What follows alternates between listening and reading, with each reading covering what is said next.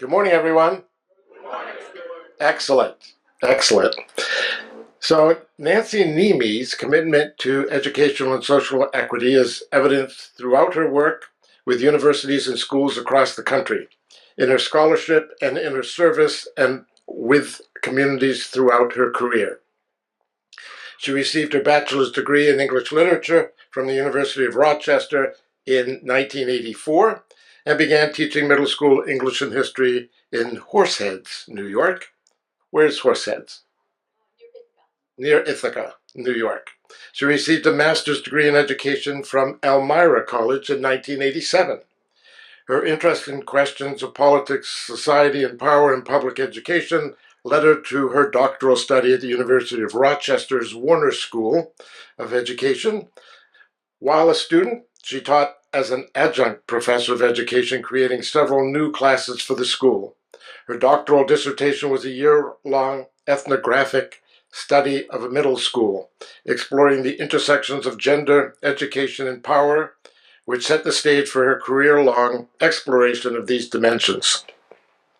Niemi's inquiry and scholarship continues to center on the intersection of gender, social equity, and higher education. She's published widely on social equity in schools.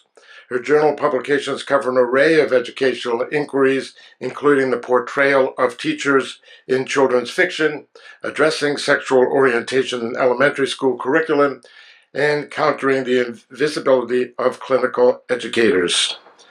Dr. Niemi has been active in leadership at professional and community organizations throughout her career. She's currently served on the boards of the United Way of Tri-County, Framingham History Center, MetroWest Chamber of Commerce, the American Association of State Colleges and Universities Committee on the Teacher Education. Dr. Niemi was sworn in as president back in, you said, July of 2022? July of 2022. Speaking to us today on the once and future power of higher education, Framingham State University and its role as steward and cultural, social, and economic leader of MetroWest. Please give a warm Brotherhood welcome for Dr. Nancy Niemi.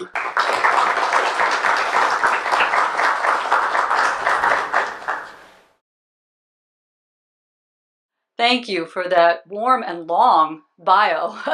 I have to say, when I was asked relatively early in my tenure, early in 22, to throw out the first pitch at a Woo Sox game, and I love baseball. I am not a baseball player. So I'm nervous already standing in that field, just waiting. All I want to do is get the pitch near the plate in a straight line. And they had asked, the Woo Sox broadcasters had asked for a bio. And I gave them 3 sentences. Niemi's from Rochester, she's president, and she loves baseball. Something literally that short. They didn't get it or didn't use it, and they used that bio. And so I'm standing in the field and I'm going, social justice, gender, and I'm going, oh my God, they don't care. All they want me to do is throw the ball. So it was really interesting. But thank you very much for that warm introduction. And thank you for inviting me. It's wonderful to be here this morning. I understand that you come for the food and the camaraderie, and that's wonderful. And if I can be a little bit more icing on that cake, or a little more cream cheese on the bagel, that would be that would be wonderful. When people hear what I say, or excuse me, what I do, often what I say as well, but when they hear what I do, they say, fine time to be a college president. And what they really mean, of course, is glad it's you and not me. And also, there's a tinge, at least with some people when they say that, well, are you really so important anymore? Not me personally, but the role. And that troubles me, as we'll talk about.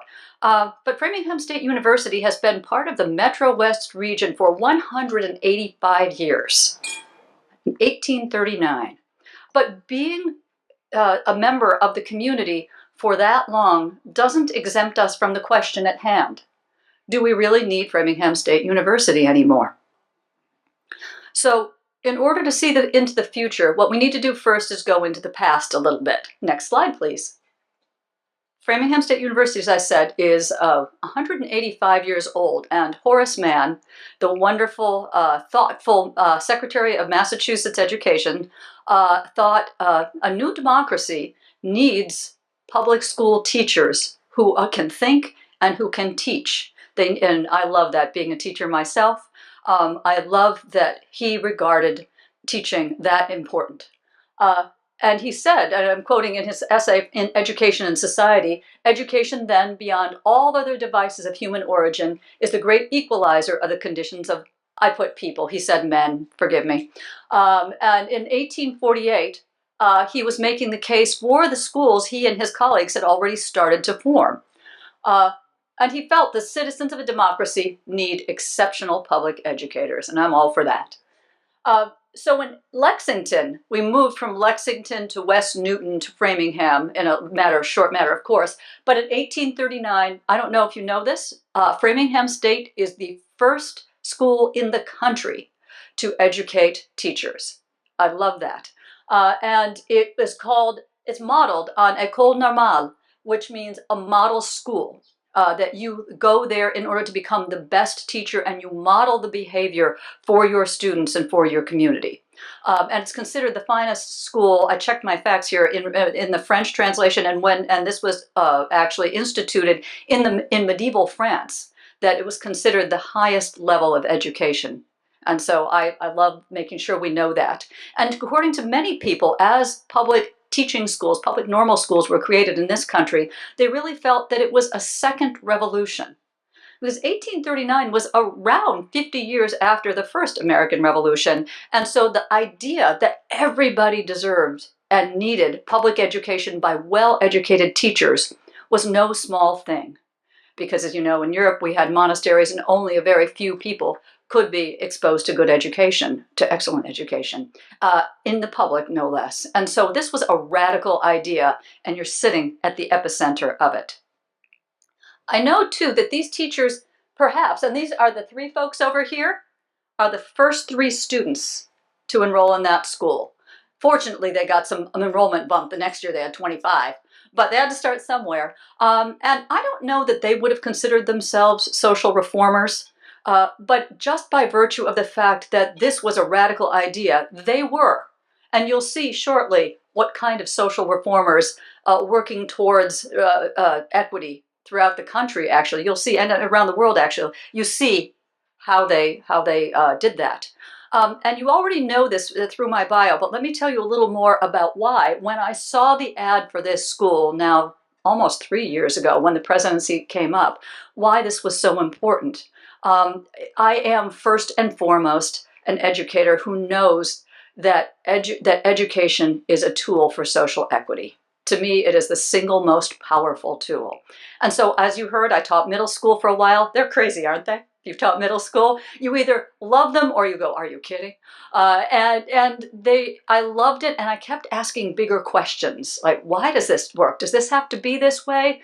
And so, after I had children for a little while, I went back to try and answer some of those questions through my doctoral degree, because then I could ask all those irreverent questions and really start to dig into, does education have to be the way it is, and how could we make it better? So, did that. Taught at Nazareth College in Rochester, learned how to be a professor, started to learn, I'm always learning, and then came to New Haven, Connecticut, after my kids had graduated from high school. They needed a chair of the department, and I thought, oh, if they're willing to give me a try in that leadership position, I'll join them. And we had a lovely time there, teaching new teachers all over Connecticut. And I thought, would this even work, do you think, to myself? Leadership could be at a higher level, could be even more impactful. And so I went to Yale because New Haven decided that they no longer needed an education department, which is a story for another day, very sad. But I went to Yale to start their Center for Faculty Development, for teaching teachers in college, because you may already know this, that college professors are not taught how to teach. I'm going to pause so you can think about that for a second. We are not, unless you're an education professor, you are not taught how to teach. You're taught about your discipline. And but many schools now across the country, many universities have thought it'd be a good idea if our professors had more education in teaching. And so I was hired to do that at Yale, and had a wonderful time helping to converse with the folks in the different disciplines, how they might think about teaching. We had a great time, and I suppose I could still be there right now.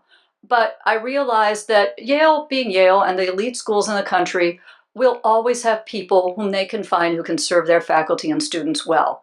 But I needed to serve someplace where they didn't attract people who were coming out of the woodwork. And so I thought, how else can I serve social equity? And quite frankly, I wasn't sure that I was serving social equity through education the way I know I needed to. And so I went off and got hired at the University of Maryland, Eastern Shore, to be the provost, which is the chief academic officer for a university. And that is an historically black college and university. At the time, and it may still be the case, I was the only white provost in 107 HBCUs. And that, too, was a fascinating experience. And I loved it. And George Floyd hit and COVID hit. And that really upended all the work that we were doing there, as it did for so many places. And so we were working on that, really trying to pedal through that when this position opened up. And given what you now know or reminded of with the beginnings of Framingham State, I saw Horace Mann. I saw New England, which I love. And I thought, I got to try. Because Horace Mann, if Horace Mann created that, it's okay by me. So, and I'm so lucky to be here. I love this community. I love this school. And if the board will have me and the community will have me, I'm not going anyplace. And so that got me to this very wonderful school and its place in education history and, quite frankly, in social history. Next slide, please. And so I won't give you 185 years of history all at once, but I'm going to try to give you a snippet of it. So the normal school became the state teachers college, and it became a state college, and then in 2010 it became a state university. And if you see in the upper left there that Victorian, the curved building up at the top there, that was the first school building on Bear Hill where we sit now. And that building unfortunately no longer exists. I think it burned. But that was there, and it was a grand school, and the city of Framingham donated that land so that we could locate there. So at this point we left for West Newton to come there. In 1860-ish, and there are a couple of, you can see in the upper right, I think that's the class of 1931, and lower right is one of the nutrition classes. And in the middle is our newest building, our science building, Hemingway Labs. Always, through 185 years, we have always been for the public good.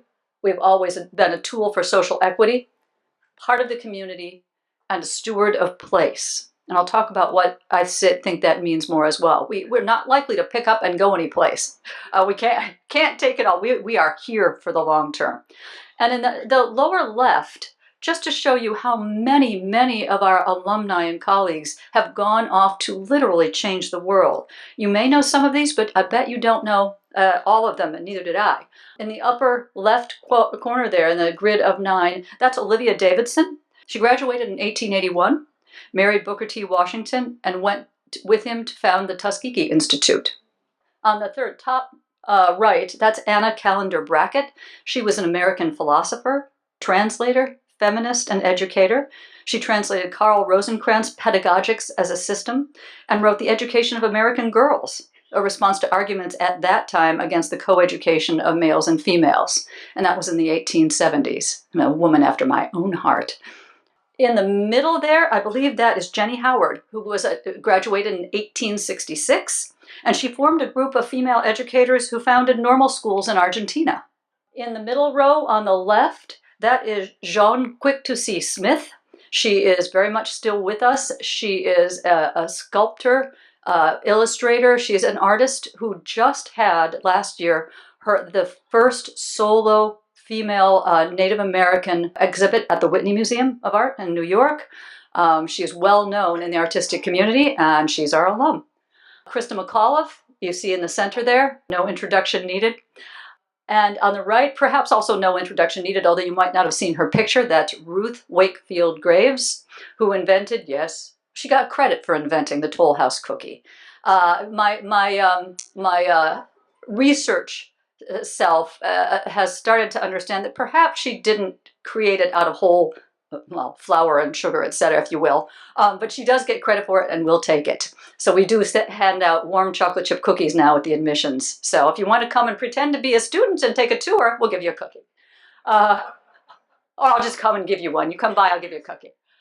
In the lower left, Annie Dawson, a Native American alum who went to work with children who unfortunately got sent to too many Native American boarding schools in the West. In the middle, there is, I can make sure I have, where is she? Mary Miles. You can't really see that lower middle picture, but Mary Miles is sitting there with her daughter and her husband, Henry Bibb. And Mary Miles graduated in 1840. And with her husband, Henry Bibb, he was a free slave, a freed former slave. She was a free black person in the North. And together they started schools in Canada and raised money for the American abolitionist movement.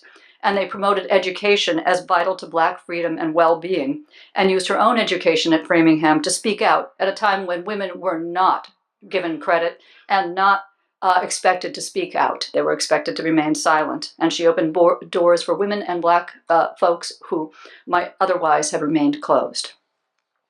And lastly, one of our few male alums, we have lots of male alums who do lots of great things, but I wanted to highlight Josh Onajueo, who plays for the Seattle Seahawks. And it is rare to have a football player who plays in Division III to go play pro. And so if you ask the athletics department, they are very proud, as are we. I don't pay attention to football, and I watch those games. He's a really nice guy, too. He comes back to talk to our football team. And so it's really neat to see that. This is a snippet of the incredible work that Framingham State University in all its forms has done in educating people who go on to change the world. And so here we are now we are a state university, and we've done, throughout the course of our history, we've done great things, but I want to show you a little bit about how that education has changed over the course of the time that we've been there. Next slide, please. So between roughly 1945 and 1970, 45 is just post-World War II, and really education changed after the war, expanding opportunities. We had the GI Bill. The world opened back up because people could now afford, literally through their times in their lives, to go to school. And also college started being open to the middle class, because at least state universities and colleges were still free at that point. And they could go, and because they could never have afforded college before. But now, given the opportunities, they could. Also, too, expectations changed. More women, with the exception of schools like ours, more women were now welcomed to universities. More people of color were welcomed to universities, and frankly, they demanded it. And so more people expected to be educated, and state universities and state colleges were there to handle that increasing enrollment. And so schools like Framingham began educating at that point still, and continued still educating many, many educators. For the most part, our two biggest points of study were education and nutrition and dietetics. And when you go around the country, you would expect people, I think, if you know Framingham, to say, yes, you educated teachers. But really, most of the time, people will identify our nutrition programs, which were with us at the start as well, as being some of our most powerful. And I think that's great to know as well. So the social equity movements of the 60s and 70s really furthered the development. People were coming in and they expected to be educated, and Framingham State and its sister institutions in Massachusetts and across the country answered that call so that everybody had equal access. And I want to read to you Rip Perlstein, who's a writer. I've read a number of articles throughout various publications throughout the country. You might have heard of him. He was writing in The Nation when he wrote about this. Now I'm quoting. The expansion of college education became a genuine ornament of mass democracy. It made America more decent, more lovely, more cultured, and more critical. It made America richer, too, both spiritually and materially, though in an important sense, the first condition led the second, as the liberation of intellectual imaginations midwifed 1,000 productive careers in every field, careers that were productive precisely because they were inspired by a liberal arts attitude. End quote. But then, the pendulum started to swing. And we began to juxtapose the liberal arts thinking and job training. And educated, if you've been in education, you know the pendulum swings all the time. This one really swung. And as governor of California, Ronald Reagan was a leading indicator. In 1970, as governor of California, he started to charge or ask the state to charge for tuition in the state of California because he said, why should California taxpayers, quote, subsidize intellectual curiosity? I'm glad you laughed. I shake my head every time I read that. What would Reagan have the taxpayer pay for? Job training. So he and the others made the claim that intellectual curiosity could be divorced from skill development, something that if you want to see my hair set on fire, we'll keep going. If the public was going to pay for students to go to school who could otherwise not afford it, then they better have a job. And he and others reasoned, in order to build in a capitalist economy. As if the two things could or should be separated in the first place, but he really leaned on that.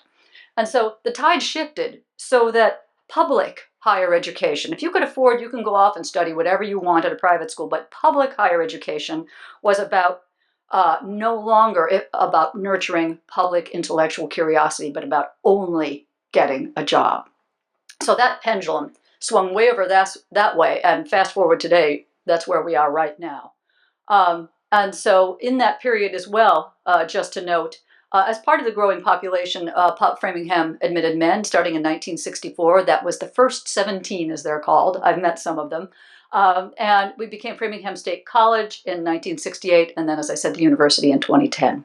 So this pendulum is swinging in the 70s and after that. So the government figured, all governments, because all states went this way, if we were going to start subsidizing school, then we'll start doing subsidizing more job training. But I find it really interesting that the public, at least those in charge of public, thought that we really shouldn't be subsidizing intellectual thought, because what if those students are thinking things that we don't want them to think? What if we're subsidizing thought that is critical or trouble? And think about it as the two converge, as you start having more people come into a university who are not built from the same cultural expectations of, let's face it, a lot of wealthy white men, then you start to see, well, we could have somebody thinking things radical, and that radical thought might not be so good. So let's not fund them. And it's really ironic that this happened, because I wonder how, I don't think it's coincidence, just at the time, the kinds of students who were entering college was starting to rise, so we had diversity. We have diversity throughout our schools, is at the time where we start diminishing its importance. Again, we could be talking about today as well, and we are. It's so ironic because all of that push to get everybody educated succeeded. We have so many people now who are educated precisely because we're so proud of our public K-12 and our public higher education system. And now we want to say it's not so valuable anymore. So we've spent the past 100 years encouraging people to go to school, only to say, nah, never mind, it's not so important. So here we are in the present. The expansion of American higher education truly is extraordinary. The story is now her story and their story and our story together. It's not as a play on history. It's not just one history. College students have grown to be more than just for the privileged few. And you can see it's not very well, but you can see my little snippet of some of my students. And equally importantly, the communities we serve have changed. And that is why we were born, is to serve our community. First to create teachers, and now to help everyone thrive. That is our job. Just so you know, so regional public universities, which is what we are, our sole reason for being is to serve the community for public good. That's why we can claim part of our tax dollars to help support us. So, and there are about 474 institutions in the United States that claim to be public regional universities. Together, we educate more than 5 million students, representing 47% of all students seeking bachelor's degrees, which is kind of extraordinary. And we educate about 50% of BIPOC students who identify as BIPOC, which stands for biracial people of color. That's a shorthand that we use these days. And we educate about 50% or more of first-generation students in this country.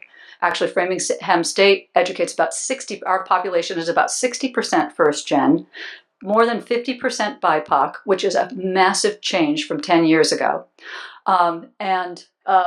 Most of we measure financial need often by the eligibility for a Pell Grant, and in that we have almost 80% of our students qualify for a Pell Grant. So that tells you what kind of need there is in order to afford a college education. And Framingham State in particular, if you see the map of our lovely state on the right, we're one of 9 public regional universities in the state. People have referred to us as a loose confederation of planets. We are not actually a system, but we pretend we are, which means we're independent institutions. We're competitors, even though we don't like to say it, but we really do try to work together because we need to. This is different from the University of Massachusetts system, which actually is a system of 5 universities, and they share a budget and share things. So although you could argue they're competitors as well. But together with the 9 state universities, the Massachusetts system, and the 14 community colleges in the state, 15 community colleges in the state, we make up the public higher education ecosphere in Massachusetts. So that's who we are.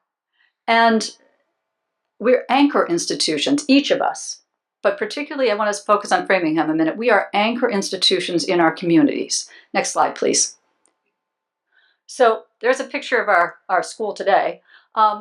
We are stewards of place. I made that comment earlier. We are not going to get up and move any place. We are uniquely tied to the region, as we should be. Weinstein and Howard just did a research study last year. It's going to sound self-evident, but sometimes the best research does that.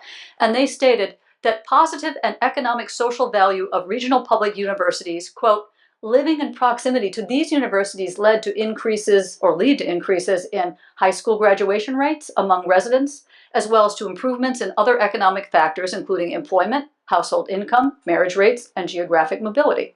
And I love that.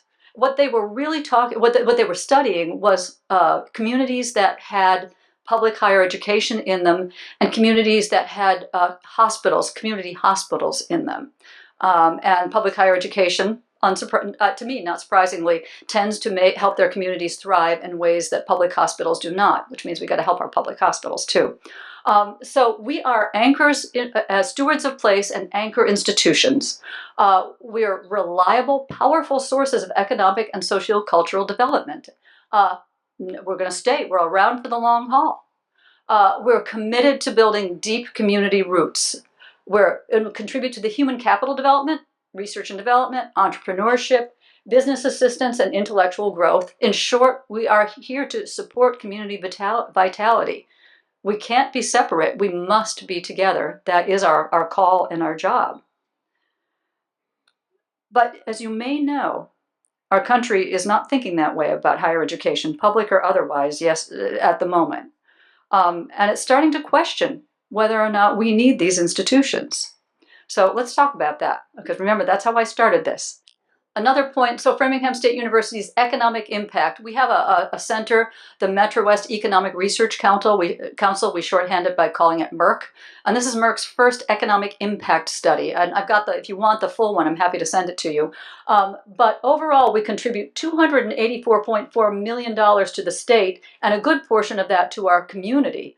We only get a $55 million state appropriation in total, but look how much we contribute back to our region, to the state and to our region specifically. So we take this very seriously, and this is just one piece of the whole for our contribution. Fast forward to now, so that is Framingham State University present, but we sit in a context, of course. And if you turn on the news at all, you know very well that people are questioning. That pendulum has swung way again over to college as for jobs or college not at all. Would anybody really miss a state university or two? I think we have to ask that question. We're questioning, the national community is questioning higher education and public education because it takes tax dollars. At a time when higher education costs outstrip the capacity of many families, it's easy to see in some cases just why one would question that, although we are quite the value, if I can answer those questions as well. But even so, even a little bit of money, even a couple $1,000s, which our students can come to our university for no dollars, many of them do, but even a few $1,000s is an investment when you are investing your time there in study when you could be working too. So the return on investment is something that none of us take lightly.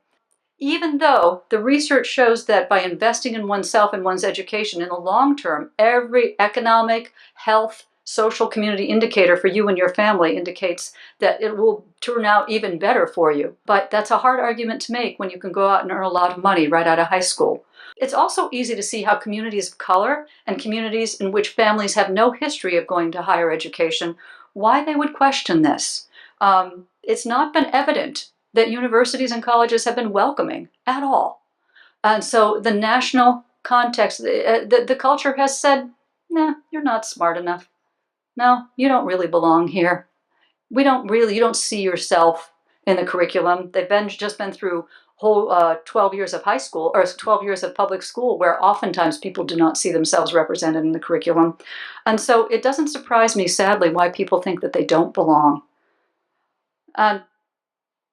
But by welcoming everybody, as I said, now 50% of Framingham State University students identify as people of color. That's a massive change from 10 years ago when our primary students were white middle-class women coming to teach. So it's a massive shift, and it's wonderful. And we need Framingham, the community of Framingham and MetroWest, hopefully as much as you need us. But I say we're creating social equity and gender equity too, because our public is now Hispanic and Brazilian and Portuguese and Latinx and Southeast Asian and African American and first generation. And the backbone of these families are women who know that education is power, it's employment, it's community development, it's food, it's care for your community. And so given our historic relationship between the university's funding, our community, and our relationship to social equity, what does our future look like? This is my very not so secret plan. We were talking about this at the table a little bit. To democratize access, we have got to increase specifically our persistence and retention rates and our graduation rates. It's an absolute crime to have people enter a university and then not get them across the finish line, because having debt is worse than not having gone to school at all. So retention is from, can you get from year 1 to year 2? And persistence is, can you get to the finish line? We have got to do better than we are right now, and we're working very hard on that. We have, particularly for minoritized and traditionally underrepresented students, we have to do that. We also sit on a state's anti-racist agenda and an equity agenda, and we're measured against that, which means, can we get people who identify as people of color, people who are consider themselves low income, can we get everybody to excellent graduation rates? So that is our first job, is to democratize access. We also, secondly, I want us to be the intellectual resource for our community, along with other community anchors, such as yourselves. We want to be a singular resource for the region in terms of public action research, research and development, community activity. We have to breach our barriers and make sure that people know that we're there to be used as a resource in all the ways that help make a community grow through intellectual development and thought and discussion. That's what a university is built for. Let's talk about it. Let's argue about it. Let's come to a conclusion. Or not. Let's agree to disagree. Specific degree development as well. We were talking at our table before that we shouldn't be everything to everybody. We still have a broad set of degrees. And if you've worked in a university, you may know it's very hard to pare down your curriculum. You have to do it very slowly because of agreements with faculty members, and because you hire people easily, but you take down a program very slowly. But we are actually working on developing AI, artificial intelligence, because that is a growing part of our community and everybody's community. We are also working on pre-health professions. There's more than just being a doctor. I know kids come in and think, I'm going to be the first doctor in my family, and then they thought, uh-oh, organic chemistry.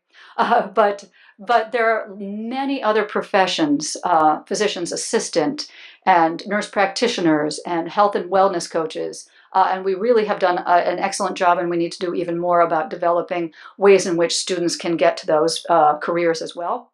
Also, heritage language. I was speaking to Mark. I don't know where you are, but we were speaking before. There you are, about how the importance of foreign language. At the moment, we teach very little Portuguese, for example. We need to teach more. We need to teach Vietnamese. We've got the only public program, 2 degrees in American Sign Language. That's phenomenal. We need to do more with that too. We need to keep that program and focus on it. So that's what I mean when I talk about our responsibility for intellectual growth and development. Also, community inclusion. That's a little map of Framingham there. It looks like a design. I want to help with housing capacity growth. That's a very big initiative of the governor's. As you know, right now we lack affordable housing across the state, Framingham included. And we have a residence hall right now that we don't need to use because our enrollment has declined. And this is one of our older residence buildings built in the 60s. It looks like it was built in the 60s, very modular. And I'd like to turn that into faculty, staff, and town housing so that we serve the community, particularly educators. We can, for a relatively small investment, we can turn that into housing where people can enjoy the benefits of being on a college campus. You know, you can take college courses. You can audit them for free. For $10, you can come to our cafeteria right now. You can come eat with us anytime. It is a public eating facility. So if you live on the campus, you can do what I do and walk up the hill, and you get your exercise and you get to eat. So I want to integrate us more into the community because we need to be. We are part of our community. And we also have development of college city infrastructure. You heard it maybe as town gown. But I think one of the ways that we keep Framingham vital is by being truly integrated with our community. And we need to explore more how we do that. We were talking more about that as well. We don't want to be ancillary. We don't want to be isolated on top of that hill. We want to be part of that. And then we also have a lot of centers that work. The McAuliffe Center, you probably know. We have the Danforth Art Museum. We have the John Stalker Institute, which educates every food service worker in the Commonwealth. And that's sitting on our campus. So we have about 11 centers that do work that people still don't know very much about. We need to work on that. And finally, we need to foster connections. That little grid up there, all the major corporations where our undergraduates have internships and have gotten jobs. I would like within 5 years to have every one of our students have a paid internship or work experience related to their field. You probably know you don't really understand your discipline until you get in there and roll up your sleeves. And you can't wait till after you graduate to figure out, oh, this maybe wasn't what I wanted to do, or it really is, and how can I get networks and get connected? I learned that at my very first day at Yale when I didn't know what I was doing, and I was standing in the Henry Luce Hall, and I was surrounded by artifacts of all the people I studied with, and I finally hit the aha. One of the things that elite schools do better than public schools do is that they connect you. They're so well connected. And we can do that too. We can connect our students to our incredible communities that we have.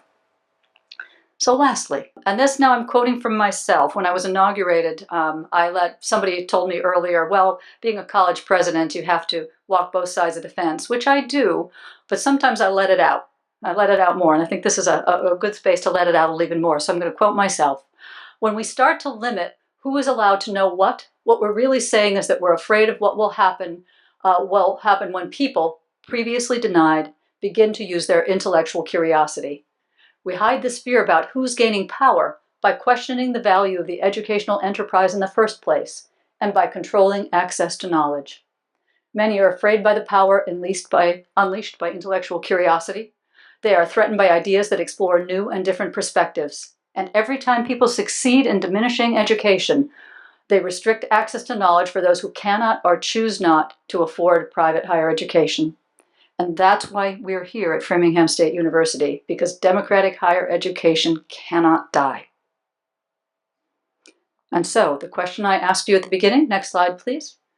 Do we really need Framingham State University anymore? Yes. And we need you too. So with that, I want to say thank you.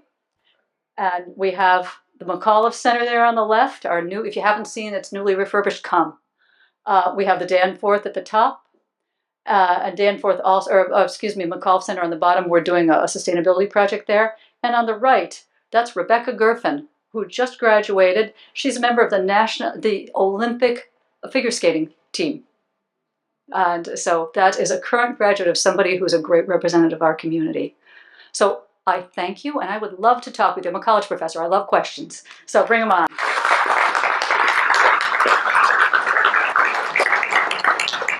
If you all remember, in past years we had Travis Landry, who was one of the past speakers from Antiques Roadshow, came and spoke to us about pop culture. A young fellow, maybe 27, 28 years old. He also graduated from Framingham State University. Thank you. Another alum I didn't know about. That's wonderful. Morning. Morning. Sorry. Thank you for coming. It was really very insightful to the university. So I came up with about a half a dozen questions while you were talking. So I certainly won't ask them all, but well, I'll raise two, and you can decide which ones you want to answer.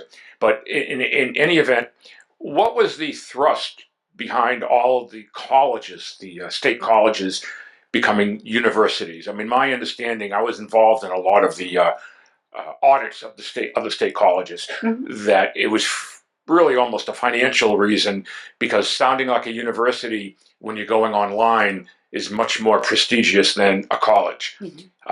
That's one. The other one is, you talked about teaching languages. There's a pretty substantial Jewish community in Framingham. In fact, obviously, we're representative of it. What about Yiddish? Wow. I love it. I mean, seriously, I know personally I would do it. Well, thank you. Thank you for both of those questions. Let me answer them. I'll answer them both. The first one is that you're right that university sounds more prestigious than college. I wish it weren't so, but it is. And my understanding, and so I could not have all of this right, but I'm going to claim this is what I know, that in 2010, the change was a deal made with the state and with the University of Massachusetts system, that we could have, if you will, state colleges could have the title of university, but we also at that time, we still are restricted from offering doctoral degrees, which we're trying to change. Because clinical doctoral degrees, like becoming an occupational therapist or a nurse practitioner, a doctor of nurse practitioner, would be really important right now. And right now we're barred from doing that. But so you got that one right. It was as much marketing and financial as it was anything else. With regard to languages and Yiddish, I love the idea.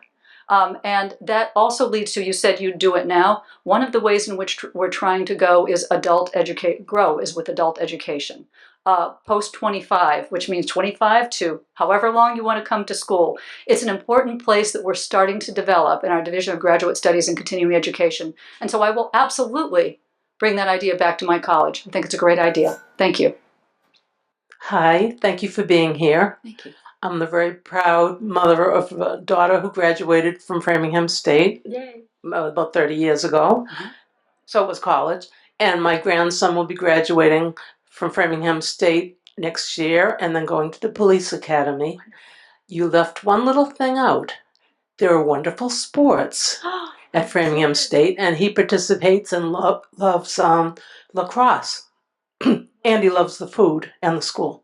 Oh. So it's been a very, very happy experience for him. Oh, I'm so glad to hear that. Thank you. And I thank you for reminding me that I need to mention sports more. I do try to go to, all of the games are on my calendar. I can't go to all of them, but I try to make sure I go to at least 2 of every sport. So I have seen men's lacrosse play, and they're wonderful. And it is about a third of our students play some kind of sport. And we've done a good job with varsity, but we haven't done a good job with intramural sports. And we're working hard to bring that back as well. But it's such an important, you know this, it's such an important part of a student's education. In fact, our athletes graduate at higher rates and do better with their GPAs than students who don't participate in athletics, because you've got a structure, you've got a schedule, you actually have study hall, which I know sounds outmoded, but we have to do it as part of the NCAA. So, and I love being Division III because they're student athletes. Student comes first. Athlete's important, but it comes second. So thank you for reminding me of that. And I look forward to hugging, well, I do hug a lot of students, but shaking your student's hand, your son's hand next year. Okay, I will. But thank you. Thank you again for coming. You're a very good speaker. Thank you. Because we are a Jewish religious institution, I feel I would be negligent if I did not address the current anti-Semitism, Jew hatred that I'm seeing in major universities and colleges in not just the United States, but globally. I haven't heard much about Framingham State, but I'm active in Hillel at Cornell, U of Michigan, and UMass, involving myself and my children. And all of these Hillels are telling us about stories of the universities taking a blind eye towards some of the aggressiveness against Jewish students, the attacks.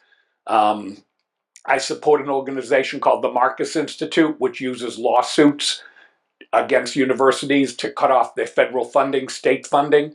And I just wanted your opinion on this situation, and if you feel it's being overly exaggerated or if it's a reality. I was hoping somebody would ask that question. Thank you. I think, well, let me start at the most important. There is no place for anti-Semitism or hate, any place, anytime, at any campus. End of discussion. There's no place. I think the attention on the more elite schools makes it seem like the anti-Semitism and the awful interactions that we see on the news, makes it seem like it's happening everywhere. And what's unfortunate about that, not that we have to address where it's happening every place, and I'm glad that you are helping to do that, rightfully so. But there are more places where respectful disagreement and dialogue, like Framingham, is happening, and we should be doing that. Rabbi Blumberg and I were talking about that last week or the week before. We've had dialogues on campus. We've had disagreements. They were not, without going into all the details, they were not exactly as I would have them. I would wanted them to be more multi-sided. They ended up being much more one-sided than I wanted them to be. They were much more representative of only the Palestinian perspective rather than the Jewish perspective or multiple perspectives. I wanted that. Having to work with faculty and how you claim who's doing what, who's fostering these conversations on campus is more complicated than I'd like it to be, but that doesn't mean you can't do it. So we're planning on continuing those discussions in the fall when we have everybody back. But to your bigger answer about is it overblown, the intensity of the fight, I think, is overrepresented by elite institutions in the news. I'd like to see more coverage of all the places where I think we're doing it at least marginally well, where we're trying to talk and disagree and give perspective and have people listen to each other and understand. And I'd be happy to work with anybody who wants to help me do that even better. I know Rabbi Blumberg will help us, but I'd love even more help to make sure we don't have a big Jewish population on campus, but we sit in a great Jewish community. And that's what I mean about being part of the community. I would love to foster my dollar, use the campus, use the time to talk more. Nancy, are all the students back learning on campus, or is there still online learning as well? There's a little bit of online learning. We have a couple programs that are all online. They're mostly graduate, and but most of our students are back as they should be. I have no desire and no plan to take us all online. It's a different kind of learning. My perspective as an educator is it's simply not as good. And talk about a dissolution of community. It's not good. So most of us are back present.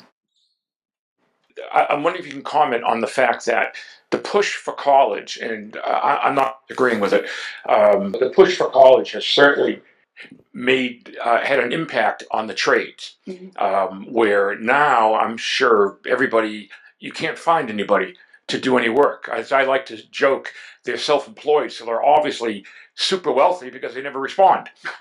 But that certainly is, I would think, a downside of that.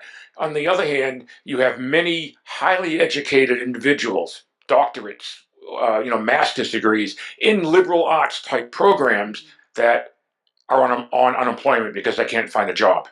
It's not an either-or situation, and thank you for saying you don't necessarily agree with it, but it brings up important points.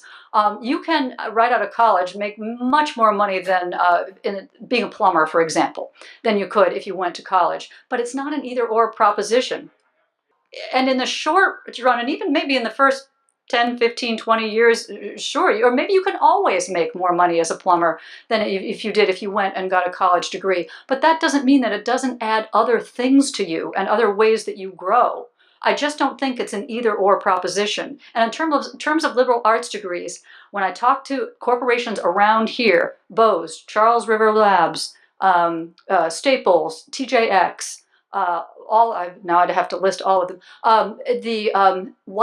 Who they want are liberal arts majors, history majors, English majors, sociology majors, because they can think, because they can write, because they know how to look at a situation and assess it. So I think what we've been talking nationally about, oh, nobody needs a liberal arts major anymore, I think that we've really done a disservice with that. And as a proud owner of a liberal arts bachelor's degree, I'm going to defend it.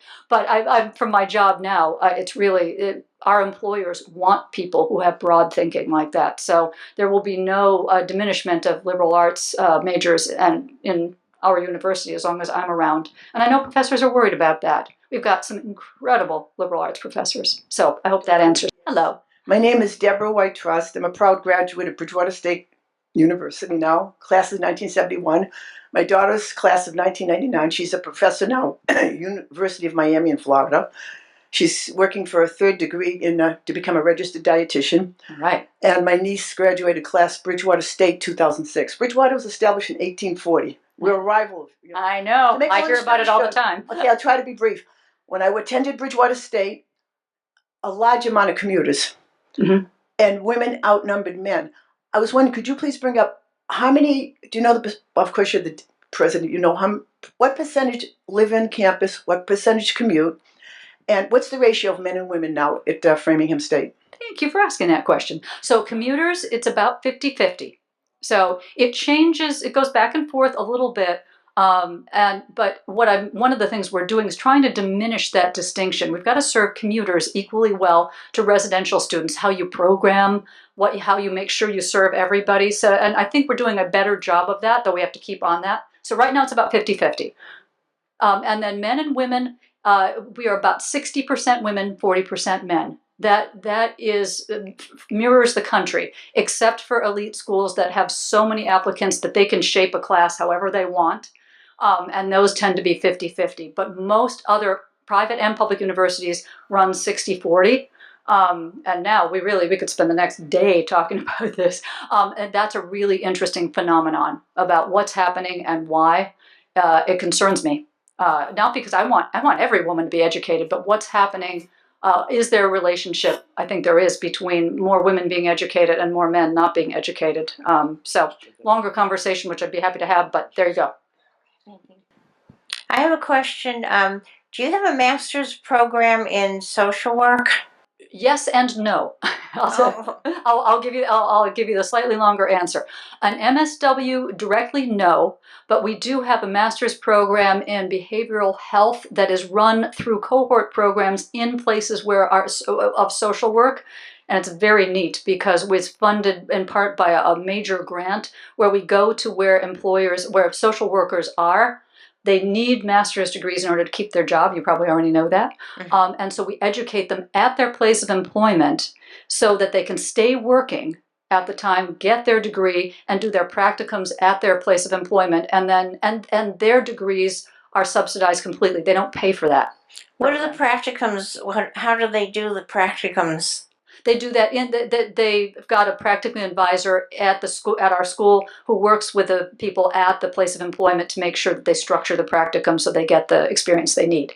I already did social work for 22 years in Philadelphia for child welfare. They didn't require masters, but I would still like to go for masters in that area.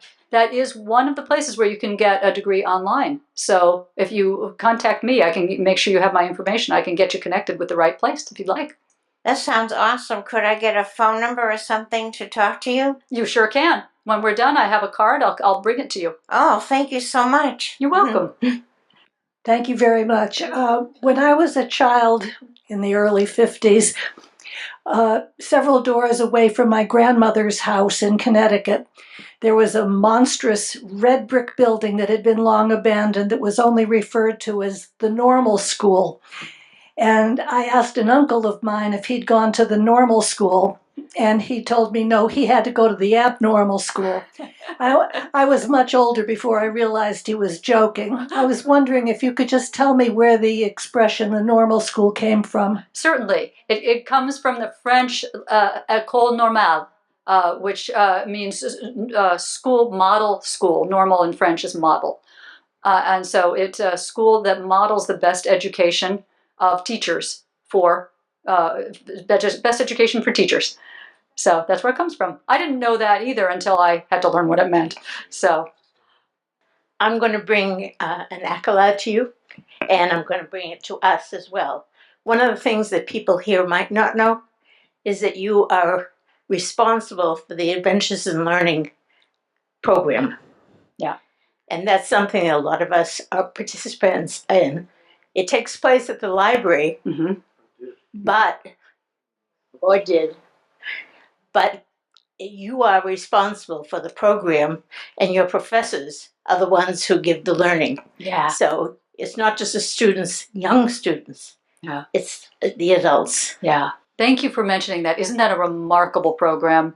And that is one of the few places where I'll say it, on transition online started at COVID, as you know, that actually really opens doors. And I understand it that our professors really do an excellent job online there. I know Helen Heineman, Joan Murtaugh, they can't say enough.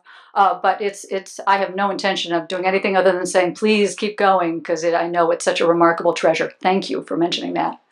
Thank you. David Smales also. He's wonderful. Isn't David Smales wonderful? If he taught history when I was in college, I'd have been a better student. But did you have a question about, you mentioned earlier adult education and continuing education. I may have my facts wrong, but at one time it seemed kind of expensive for adults to sit in, seniors, to sit in and audit a class. Has that changed? I think so, but I don't have the figures. Okay. And I can get them to Steward or somebody to tell, but I don't think it is anymore, and we'd be foolish if it were. Yeah. So let me find out, and I'll let you know. And secondly, do you have any idea when the Adventures in Learning is going to get back to in person? I don't know either, but I will find that out too, because I think it's going to be both online as well as in person. We can do that. While we're on the subject of that course, the lifelong learning, I have gone to the lectures they have given at night, which were in person. They started the back. They stopped doing it in person during the pandemic. Before that, when it started, one of the reasons was to have it in person so that the social aspect for seniors was there. Doing it just online is not covering what it was meant for at all. People say, fine, everybody likes to do them on the computer. No, they don't. Yeah. And not everybody has a computer. Not everybody wants to sit in front of a screen. They want to get out of their house. They want to interact with other people. It's for their social, their emotional, their mental health, as well as learning. Last time I talked to somebody about it, they said, no, they weren't going to do it. It was too much trouble. Because they couldn't do it hybrid. I said, I don't care if you do it hybrid. I want you to do it in person.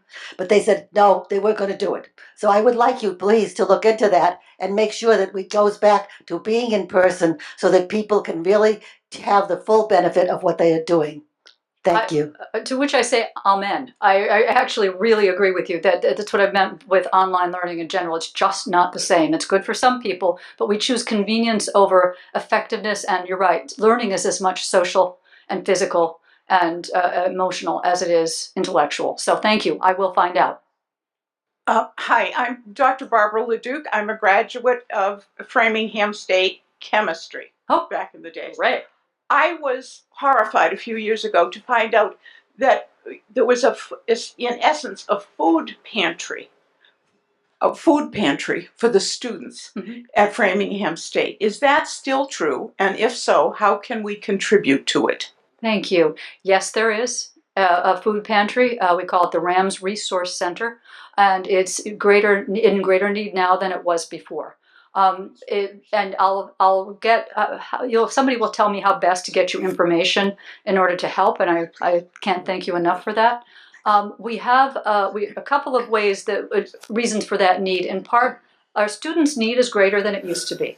And we also house, in conjunction with Mass Bay Community College, a number of homeless students. So they qualify for school, and they come to school, but either during school or at the crux at entrance, they are homeless. And so we can give them, we have a small number of students that we can house in our dorms, but then we also need to feed them.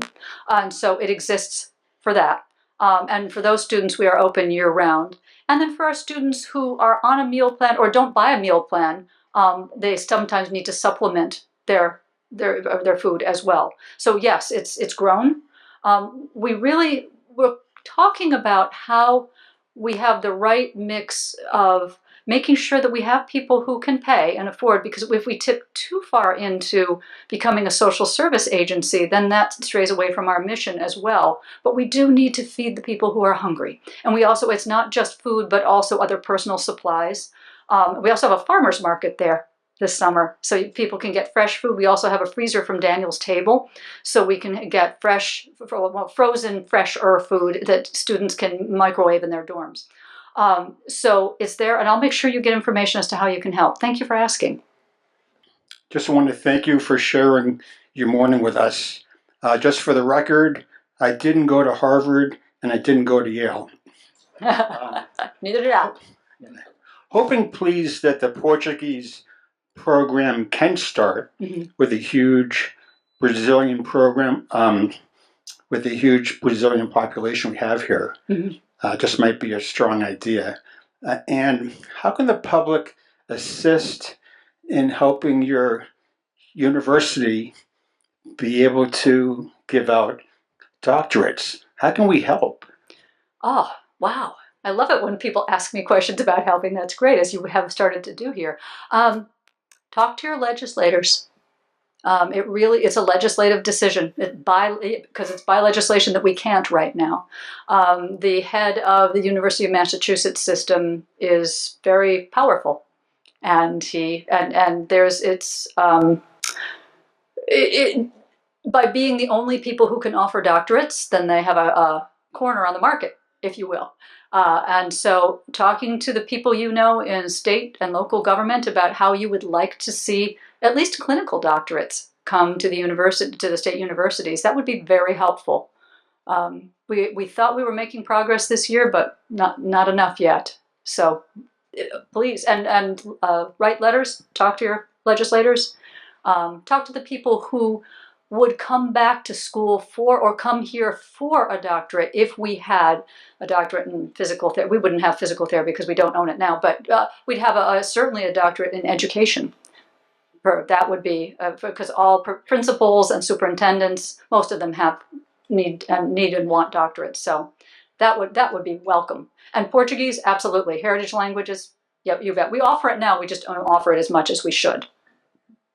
Hi, thank you. I heard you talk a lot about adult education, and my question, being a father of 2 teenagers now, is do you offer any early education at the college level for kids who might be interested in learning what college is like? I know there's a cost prohibition for a lot of people to even attend college, and we're seeing generationally they're not seeing the value in college, coming out being so indebted. So maybe if you get them lit up early, some kind of early education at the college level might be positive. That is a great question.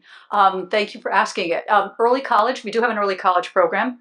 Starts in 8th grade. And I believe we're working on making sure students can join later, but we do have a very robust early college program. We call it the College Planning Consortium, CPC.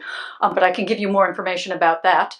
As well as it is, what do we call it? We have dual enrollment.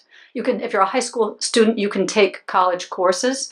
And we have to figure out, we don't do that as well as we should yet, but that is an area, you're absolutely right, where we can work with the community to grow that. And it's not as expensive as just taking a course, enrolling right away, but I don't know what the cost is. But you're right, making it cheaper would be beneficial. I will. Thank you again. Thank This has you. been wonderful.